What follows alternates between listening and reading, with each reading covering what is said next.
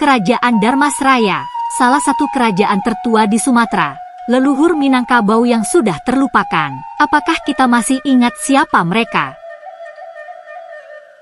Sebelum kita mengenal Pagaruyung sebagai pusat peradaban Minangkabau, pernah berdiri sebuah kerajaan besar yang menjadi cikal bakalnya, yaitu Kerajaan Darmasraya. Terletak di sepanjang aliran sungai Batanghari, Darmasraya muncul sebagai kerajaan Melayu yang bercorak Hindu-Buddha dan menjadi pusat kekuasaan penting di Sumatera bagian tengah sejak abad ke-11. Tapi, mengapa jejak sejarahnya nyaris hilang? Dan benarkah Darmasraya adalah leluhur dari Aditya Warman dan Pagaruyung?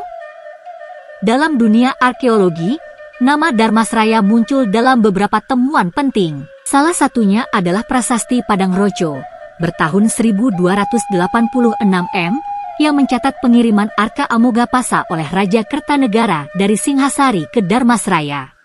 Menurut peneliti arkeologi Ida Bagus Saptajaya dalam risetnya di Sawah Lunto, arka ini menjadi bukti bahwa Darmasraya bukan sekadar legenda. Prasasti ini memperlihatkan hubungan diplomatik antara Jawa dan Sumatera, serta mengonfirmasi posisi Darmasraya sebagai penerus kerajaan Melayu, jelasnya. Salah satu Raja Darmasraya yang terkenal adalah Srimat Tribuana Raja Mauli Warmadewa, penguasa yang mengirim dua putrinya, Dara Jingga dan Dara Petak, ke Jawa dalam peristiwa bersejarah bernama Ekspedisi Pamalayu. Ekspedisi ini, yang dipimpin Mahesa Anabrang pada tahun 1275, adalah momen penting yang menyatukan dua peradaban, Minangkabau dan Jawa. Dara Jingga kemudian melahirkan Aditya Warman, tokoh kunci yang kelak mendirikan kerajaan baru bernama Malayapura di jantung tanah Minang, atau biasa yang kita kenal dengan sebutan Pagaruyung. Di tahun 1347, Aditya Warman, cucu Raja Darmasraya, memproklamasikan dirinya sebagai Sri Maharajadiraja dan mendirikan pusat kekuasaan baru di pedalaman Sumatera.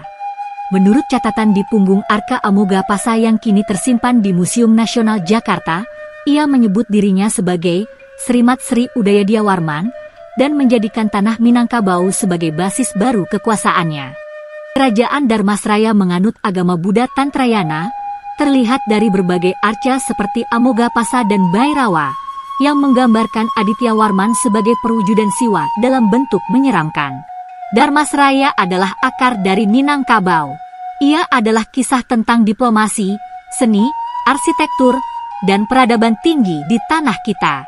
Bukan dongeng, tapi fakta yang tertulis. Darmasraya bukan hanya milik masa lalu. Ia adalah tanggung jawab kita hari ini.